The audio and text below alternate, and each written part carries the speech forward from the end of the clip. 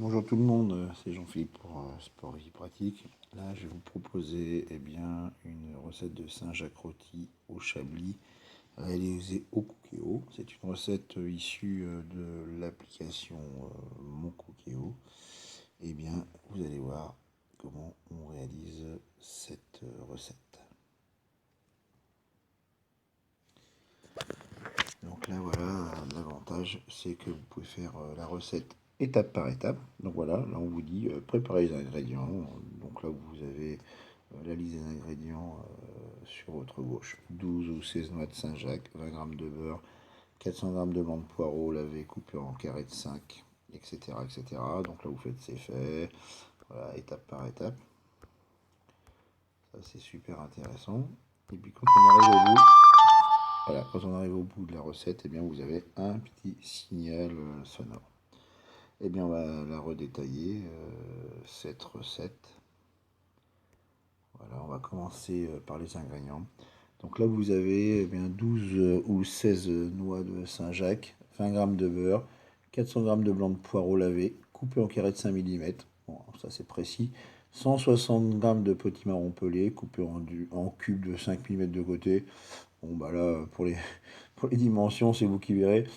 Ah, alors là, 10 centilitres de Chablis ou du vin blanc si vous n'avez pas. 2 pincées de piment d'Espelette. 3 cuillères à soupe de crème fraîche entière épaisse. 2 pincées de mélange 4 épices. Du sel et du poivre. Alors, comment elle se fait? Dans un premier temps, on va saler les noix de Saint-Jacques. On va mettre le beurre dans la cuve. Et puis, on va faire dorer les noix de Saint-Jacques 1 minute sur chaque face. Donc là, voilà, vous voyez nos Saint-Jacques qui sont en train de dorer.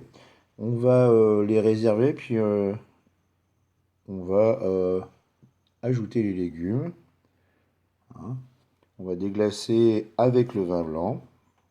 Et puis, on va ajouter bien sûr les 4 épices et le piment. On va saler et poivrer.